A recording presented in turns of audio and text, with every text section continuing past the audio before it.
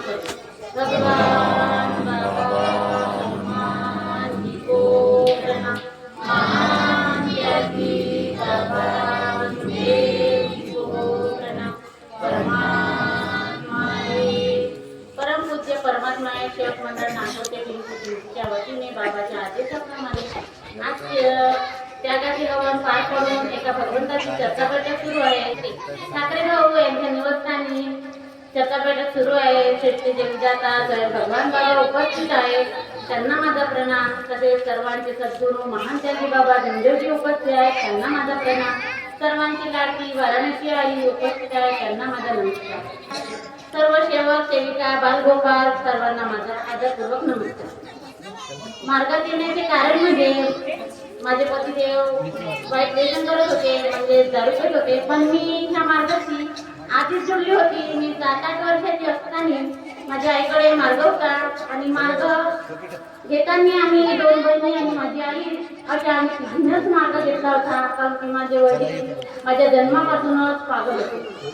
माझी आईनं योग मार्ग उद्गत गेली आणि ते सुधरेल अशा आशेने करत गेली, पण ते काही दिवस कार्य केले आणि सुधारले। त्यांना मार्गात आणलं। मार्गात आणल्याच्याही नंतर जे आपण सकाळी विनंती करतो सूर्योदयाच्या अगोदर, ते म्हणजे एका दैवी शक्तीची असते आणि त्या दैवी शक्तीमुळे आपण दुःखातून मुक्त होतो, हेच आपलं कारण आहे। पण ज्याला कळते त्यालाच कळते, ज्याला नाही कळत तो ह्या मार्गाला सोडून जाते। आपल्याला बाबाने तेच सांगितलंय की सजीव प्राण्यामध्ये व मानवामध्ये एक भगवंत असतो आणि ते मानत नव्हते आणि सकाळची विनंती करण्यास त्रास करत होते। आणि त्यांनी म्हटलं माझ्या बाईला की हा मार्ग सोड। तेव्हा माझ्या आईने म्हटलं की मी तुम्हाला सोडली पण मार्गाला सोडत नाही, कारण की हा आपण स्वतःच्या आत्मेचा मार्ग स्वीकारतो असतो। आज मायाजाळमध्ये जायचं नसते। परमात्मा एक म्हणजे सजीवाची आत्मा आणि मानवाची आत्मा म्हणजे परमात्मा आहे आणि मरेला जीवे ह्या दोघ्या तत्वाचं म्हणजे मोह माया अहंकार ते त्यागाचा असतो आणि जो मायाजाळमध्ये गेला तो हरला। कारण की मायाजाळ असं असते की आपल्या कुटुंबात एकता असली पाहिजे आणि एकतेने चाललं पाहिजे, पण प्रत्येक मुला मुलींनी व सर्व परिवाराने चाललं पाहिजे। हेच माझ्या हाताने चूक झाली होती। 7 वर्षाची असताना मला त्या मार्गाची रूपरेषा नव्हती कळत आणि जे आपण म्हणतो म्हणजे कपुरलेलं नवसाचं हे आपल्या नियमात आहे की ते खायचं नसते।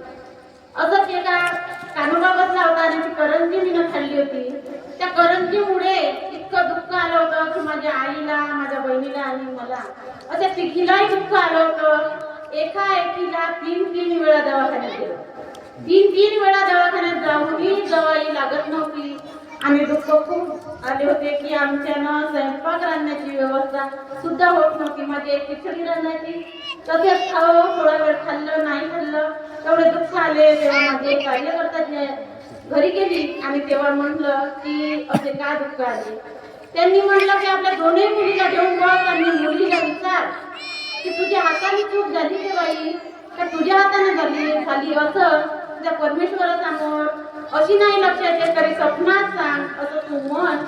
तेव्हा माझ्या आईने सांगितल्याप्रमाणे आम्ही दोघ्याही बहिणी बसलो आणि सायंकाळची प्रार्थना केली। तेव्हा भगवंतासमोर शब्द दिला की बाबा आम्हाला चूक लक्षात नाही आहे, पण तुम्ही तरी लक्षात आणून द्या। तेव्हा असं मला स्वप्न पडलं की 10 चक्का गाडीचा टायर तो झुला झुलत होता आणि तो जसा झुले तसा झुला लागत होता। ते माझ्या आईला स्वप्नाद्वारे सांगितलं आणि त्या स्वप्नाचा अर्थ माझ्या आईला कळलं। तेव्हा ज्या बाईने करंजी दिली तिलाच विचारलं आणि तीच सांगायला बसली की फुलोऱ्याची करंजी होती। ते छोटी छोटी चूक असते ते आपल्याला मान्य करायची असते आणि चुकीमुळे दुःख येतात। दुःख चुकीमुळे येतात पण आपण मान्यच करत नाही चूक आणि काही शेप असेच होतात की मृत्यू सुद्धा पावतात। आज या मार्गाची जगण्याची गरज आहे। प्रत्येकाने जगलं पाहिजे, चूक मान्य केली पाहिजे। आज मला माझ्या कार्यकर्त्यांबाई कुंभाचा कार्यक्रम केला आणि त्यांनी मला आईच्या पोटाचं स्वागत करायला सांगितलं होतं। तेव्हा त्या होत्या उपस्थित। तेव्हा मी त्याला म्हटलं काका तुम्हीच मोठे आहात, तुम्ही आईच्या पोटाचं स्वागत करा। त्यांनी म्हटलं की बाई आता ते तरुण आहेत ना, तुला सामोरं चालवायचं आहे।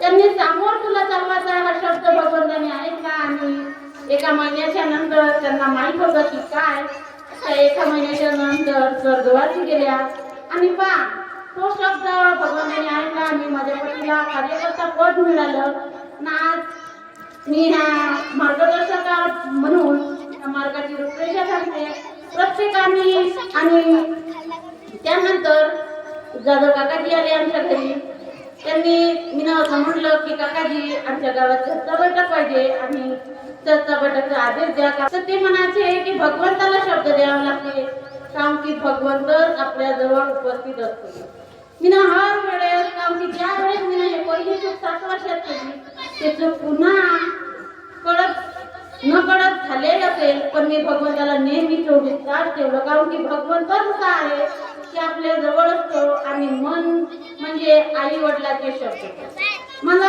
वडील तर नव्हते पण आई होती प्रत्येक शब्द आईचा पाळत गेली कारण की पहिला गुरु म्हणजे आई वडील असते ना आपण आई वडिलाचा शब्द पाळलं पाहिजे आज मुलीला म्हटलं की बाई हे नका करू ती उगीच ते करायला जाते आणि ते दुःखी झाल्यावर तिला हेच कळत नाही की मी चूक कुठं केली कारण की शब्दामध्ये भगवंत असते शब्द भगवान आहे आणि शब्द सैतान पाळलं तर भगवान साथ देते नाही तर मग सैतानी म्हणून आपल्याला दुःख येतात म्हणून हे लक्षात ठेवायचं प्रत्येकाने जगलं पाहिजे त्याला मार्गाची रूपरेषा कळेल कारण की भगवंत हा करता कधीच आहे आपल्याला असं वाटत असेल की मी मानव हा बैमान आहे त्यांनी बैमानी केली तर भगवंताला फसवेल पण भगवंत कधी फसू देत नाही म्हणून प्रत्येकाने जगलं पाहिजे हेच माझी अपेक्षा आहे प्रत्येक मुला मुलींनी आपल्या आई वडिलाला गुरु माना आणि आपल्या आई वडिलाचे शब्द पाळा हेच अपेक्षा करतो आणि माझ्या बोलण्यात काही चूक झाली असेल मी भगवंताला माफी करतो